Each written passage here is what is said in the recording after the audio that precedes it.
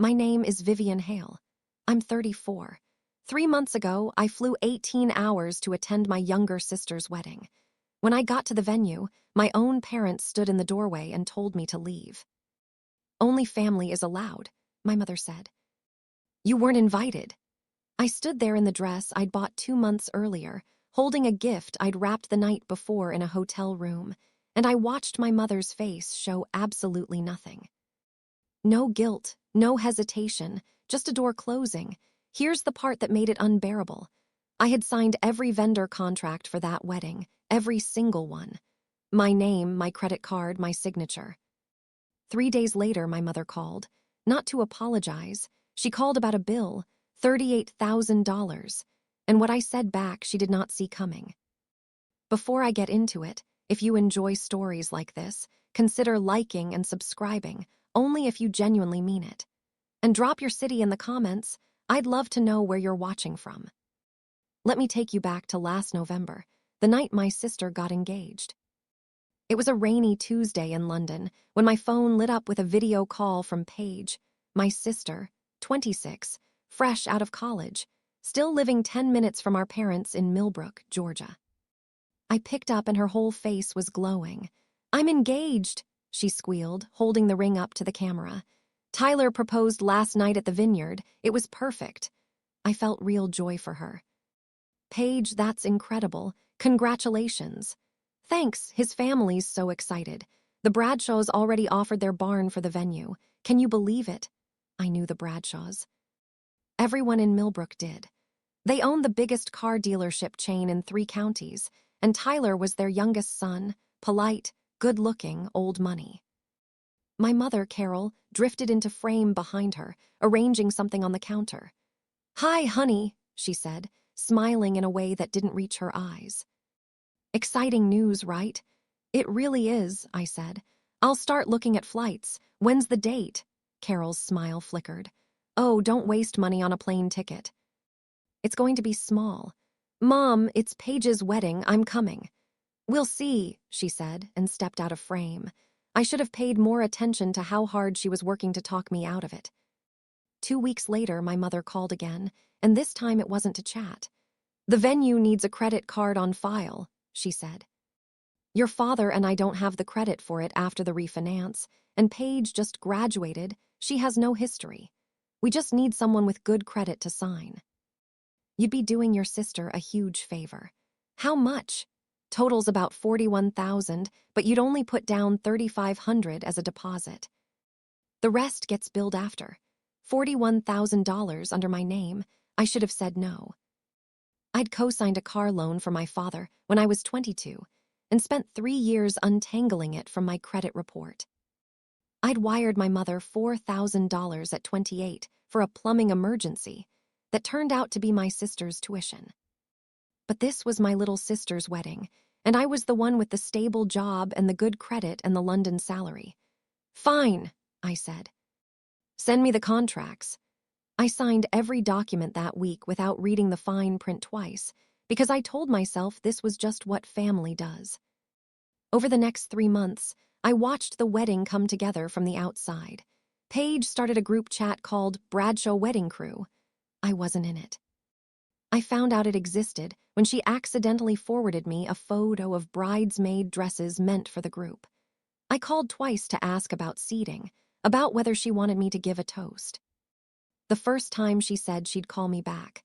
The second time she let it go to voicemail and texted an hour later. Super busy with planning, talk soon. I never got a formal invitation. Not printed, not digital. I told myself that was normal, that you don't send an invitation to your own sister. She's automatically included. Then, 2 weeks before the wedding, Paige posted a photo from the rehearsal dinner. Her in a white sundress, surrounded by bridesmaids, our mother beaming beside her. The caption read, "My whole family, my whole world." I wasn't in it. I hadn't been invited to the rehearsal dinner. I stared at that photo for 11 minutes. I counted. I almost called to ask why. I talked myself out of it instead. I set my alarm. I had a flight to catch. I used 5 of my 20 yearly vacation days on this trip. The flight was $1,400. 4 nights at the only decent hotel in town, 680. A premium knife set page had once mentioned wanting, 720. I was $2,800 out of pocket before I even landed in Georgia. Somewhere over the Atlantic, I opened my notes app and reread the toast I'd been drafting for weeks. About how Paige used to make me play wedding with her stuffed animals as a kid and always cast me as the priest, never the bride. I practiced it under my breath, whispering into my scarf so the man next to me wouldn't think I'd lost it. When I landed for my layover in Chicago, I texted my mother. Just landed, one more flight, can't wait to see everyone. No answer for 40 minutes. Then, right before boarding, okay, busy, see you tomorrow. 5 words, no exclamation point. 18 hours of travel, 5 words back. That should have told me everything. I checked into the Cedar House Inn at 9:30 that Friday night. The front desk clerk asked if I was there for the Bradshaw wedding. Apparently the whole town knew. I said yes. She said, "How lovely, you must be a friend of the family." I said, "Something like that." I hung my dress in the closet, set the wrapped gift on the desk, and called Paige. Straight to voicemail. I texted my mother asking what time to arrive at the venue. An hour later, ceremony 2 p.m. That was it. The last time I'd been back was 2 years earlier for our grandmother's funeral. At the reception, someone asked my mother how many children she had. She said, "Just the one, Paige." I was standing 6 feet away holding a plate of potato salad. That night I ironed my dress like I was preparing for a job interview, because in a way I was. I was auditioning for a seat in my own family. Lying there in the dark, I did the math. 2,800 for this trip, 38,000 still on my card. 6 years of covering emergencies that never actually got repaid. Then I did the other math, the birthdays she forgot. The Christmas no one picked up the phone because they were at a neighbor's party they never mentioned. The mantle full of Paige's graduation, photos with none of mine. But that night I still chose to hope. Maybe tomorrow would be different. It wasn't. Saturday, 1:45 in the afternoon. Fox Hollow Barn sat on rolling pasture just outside Millbrook. White fences, fairy lights strung through the oaks. A gravel path lined with mason jars and wildflowers. I parked at the far end of a packed lot and walked toward the entrance, gift box in hand, heels sinking into the gravel. I spotted my father first, Walter, in a rented suit that didn't quite fit, shaking hands near the barn doors. When he saw me, his smile dropped. He didn't wave. He turned and walked inside. I kept walking. The doors opened and my mother stepped out, dressed in champagne silk, hair and makeup perfect, jaw set like concrete. She stood directly in my path. "Vivian," she said, low and controlled, "what are you doing here?" "I'm here for Paige's wedding, Mom. You need to leave, now." I felt the gift box grow impossibly heavy in my hands. "What?" "I flew 18 hours. Lower your voice, people are watching." "Mom, I'm your daughter." She stepped closer, close enough that I caught her perfume, the same one she'd worn my whole life. Her voice dropped to a whisper that cut deeper than any shout. "Only family is allowed inside. You weren't invited." "Not invited. I signed every contract for this wedding." "I paid the deposit. This isn't about money. It's about what's appropriate." Through the half-open door, I could see white chairs, garlands of eucalyptus, a string quartet warming up, all of it funded by my signature. My father appeared in the doorway, looked at my mother, then at me, then at the ground. He said nothing. Then a woman's voice called out from inside, warm and confident. "Carol, who's that?" "Everything all right?" I watched my mother's spine go straight, watched her paste on a fresh smile before turning halfway toward the voice. That voice belonged to Eleanor Bradshaw, the groom's mother, the woman who'd apparently been told my mother had only one daughter. Eleanor stepped through the doors in lavender and pearls, the kind of woman who runs the church auction and never once seems embarrassed. Her eyes landed on me, open, expectant. "Oh, it's nothing, Eleanor," my mother said, honey warm. "Just a distant relative who got the wrong venue. Happens at these big events." Eleanor studied my face. I thought you only had one daughter, Carol. The silence lasted maybe 2 seconds. It felt like 20. My mother laughed, bright and brittle.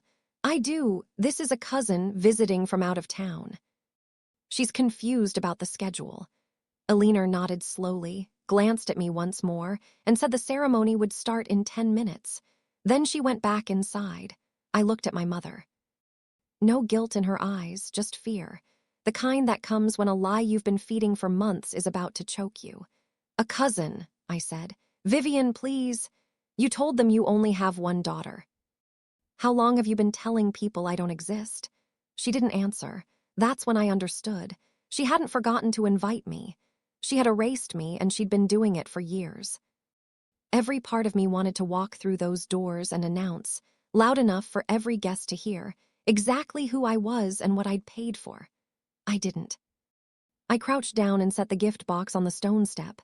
Keep it, I said. It's for Paige. Then I turned and walked back down the gravel path, past the mason jars, past the arriving guests, and got into my car. I sat there and cried, not loud crying. The quiet kind, where your chest shakes but your mouth stays shut, because even alone in a parking lot, you've been trained your whole life not to make a scene. Through the open windows, I heard the string quartet start Pachelbel's Canon. I started the engine and drove away, and in the rearview mirror the barn shrank to a speck of light. I hadn't slammed a single door, hadn't raised my voice once. And for the first time, leaving felt like the strongest thing I had ever done. Now, some of you are probably thinking, why didn't I just say something right there in front of everyone? Trust me, I asked myself that the whole drive back. But ask yourself this. If your own mother looked you in the eye and called you a distant relative in front of a stranger, what would you have done? Tell me in the comments. And if this is landing for you, that like button really does help. Back to the story. That night in my hotel room, still in my dress, I opened my laptop and finally read every vendor confirmation email sitting in my inbox. Fox Hollow Barn, contract holder Vivian Hale, remaining balance $14,800. The caterer, $12,600. The florist, $6,200. The photographer, $4,400. All due within 5 business days of the event. Total outstanding, $38,000. My name on every line. My phone rang. Aunt Denise, my mother's older sister, retired principal, the one person in the family who never learned how to hold her tongue. I told her everything, the blocked door, the whisper, the word cousin, Alina's question, long silence on the line. She told them you don't exist, Denise finally said. At the reception tonight, your mother stood up and toasted to our little family, Walter, myself, and our Paige. I sat there and thought it was strange. I wish I'd said something. Then her voice sharpened.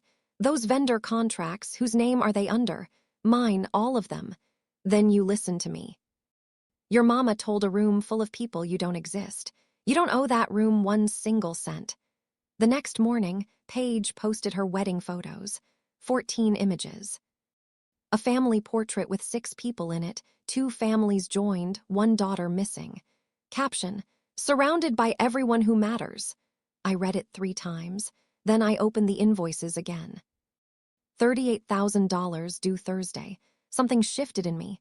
Not rage, not yet, something quieter. Clarity. I was the only person who'd paid for this wedding. The only person not in those photos.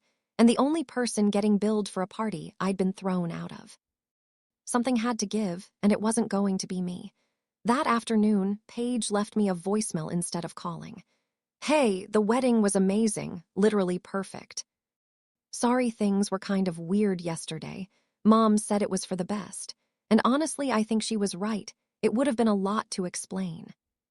Anyway, thanks for helping with the vendor stuff. You're the best, big sis. Love you. Not an apology. A thank you note for the money. I didn't call her back. Sunday night, I searched online. Am I legally responsible for vendor contracts I signed for someone else's event? The answer was consistent. Whoever's name is on the contract holds the obligation, but they also hold the authority. I could decline the charges. I could redirect them. I called the barn first. A woman named Katie picked up. I told her calmly that I would not be authorizing the final payment, that I hadn't been present at the event, and that the balance should go to the hosts in Millbrook. No dispute, no yelling, just a polite, firm no. Then the caterer. Then the florist. Then the photographer. 4 calls, 12 minutes, one word repeated over and over. Monday morning, I changed my flight and left before dawn. Driving out of town, I passed the house I grew up in, porch light still on, and I thought about being 10 years old and my mother telling me, "Vivian, you're the big sister. You have to be strong for Paige." I'd been strong for 24 years. I turned onto the highway and didn't look back. 18 hours later, I landed at Heathrow, gray sky, drizzle, the most beautiful weather I'd ever seen. No missed calls. Nobody had noticed I was gone. But they would. Tuesday afternoon, my phone rang, my mother sweet and light. "How was your flight?" "Listen, I just got the strangest call from the venue. They said you removed your payment authorization. The bill is $38,000. How do we handle this?" "We don't handle it, Mom." "You handle it." "Excuse me. I removed my authorization because I'm not responsible for an event I wasn't invited to. You told Alina Bradshaw I was a distant relative." "That's not a misunderstanding, Mom. That's a choice." The sweetness drained out of her voice. "After everything I've done for you, this is how you repay me. Your father's blood pressure, if something happens to him, that's on you. Dad stood right there and said nothing. He made his choice too." She hung up. Called back 40 minutes later, furious now. "Do you know how humiliating this is? Invoices coming to my email with your name crossed out and mine written in. I imagine it's about as humiliating as being called a cousin at your own daughter's wedding. Fine.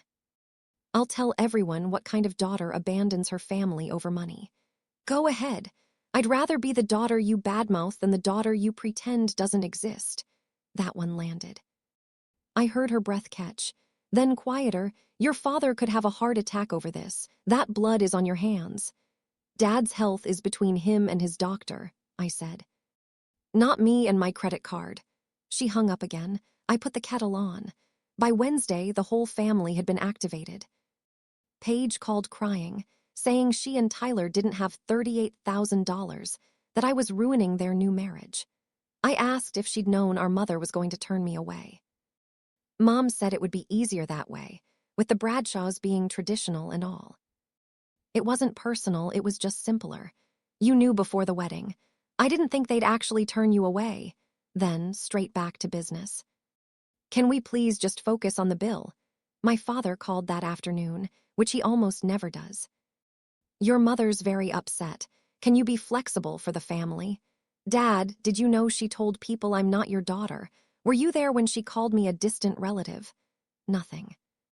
Then a quiet click. Every one of them hung up the second the questions got real. Aunt Denise didn't wait for permission to act. She never has. That Thursday, the same day the bill was due, she called Alina Bradshaw directly using the number off the wedding program. She told her Carol had 2 daughters, not one. That the older one had flown 18 hours and signed every contract and had been turned away at the door. Alina's voice, according to Denise, went cold and thin. Why would Carol do that? You'd have to ask her. But that girl flew 18 hours, paid every deposit, and got turned away like a stranger. That's more grace than my sister deserves. For the first time since this began, someone in my family had said out loud that what happened to me was wrong. I felt seen. I want to ask you something. Has anyone in your life ever been that person, the one who finally broke the silence when no one else would? Or are you still waiting? Let me know, and subscribe if you want to hear how this ends. Back to the story. That Thursday, I sent formal notice to all 4 vendors declining any further charges and redirecting the balance to my family in Millbrook. All 4 confirmed within the hour. I canceled the card, ordered a new one. Between the lost deposits and my travel costs, I was out $6,300 total. Honestly, it felt like a bargain. It was the price of finally learning the truth. Friday morning, I sent one final email to my mother, my father, and my sister. Clean, direct, no anger in the wording. I told them I had removed my payment authorization, that the balance was now theirs, that I wished Paige and Tyler well, and that going forward, if any of them wanted a relationship with me, it would start with honesty, not invoices. I hit send, made tea, and stood by my window watching the plane tree in the courtyard. For the first time in years, the weight I'd been carrying quietly lifted. Aunt Denise kept me posted on what came next. Eleanor called my mother that same afternoon. "You lied to us, Carol. You told us you had one daughter." That trust is broken. She made it clear the Bradshaws would not be covering the $38,000. Tyler confronted Paige that night. Having just learned his wife had a sister his in-laws had erased. Their first real fight as a married couple happened 4 days into the marriage, over a sister he didn't know existed. Paige and Tyler ended up taking out a personal loan for the balance, the Bradshaws co-signing only to protect their own name, not out of warmth. The fairytale wedding now came with a monthly payment attached. Millbrook is a small town, and the story made its way through the church, the diner, the school pickup line within 2 weeks. The details shifted with each telling, but the core stayed the same. Carol Hale hid her older daughter, turned her away at the wedding, then billed her $38,000 for it. A longtime neighbor stopped my mother in the church parking lot and asked why she'd never met her older daughter. My mother gave her rehearsed line about distance and painful subjects. The neighbor said Denise told it a little differently. My mother switched churches soon after, to one 2 towns over where nobody knew our name. My father grew quieter than usual, stopped his Saturday routines, looked, people said, like a man carrying something he couldn't put down. 2 weeks after the wedding, Paige texted me, long and rambling, saying she was sorry things got out of control, that Tyler was furious with her, that his parents barely looked at her now, that the loan payments were starting, and could I maybe cover half. I read it 3 times looking for one sentence, any acknowledgement that what happened to me at that door was wrong. It never came. It was a crisis update wearing an apology's clothes. I told her I was sorry she was struggling, but that the boundary I'd set wasn't about money. It was about being treated like real family. And that when she was ready to talk about that instead of the loan, I'd be there. She never replied. A month later, something I never expected. An email from my father, a man who has never in my life written me anything longer than a birthday card. He said he should have said something that day at the barn, that he'd stood there like a post while my mother handled it, that he didn't have a good reason, that he was a coward. And that he was sorry, that he should have walked me inside, and that he'd carry that. It didn't fix anything. It didn't undo 6 years of silence, but it was the first honest thing anyone in my family had said to me since this began, and I read it more times than I'll admit. I wrote back that it meant more than he knew, that I wasn't ready to pretend everything was fine, but that I'd keep reading it. He never wrote again. He didn't need to. He'd said it, and I'd heard it.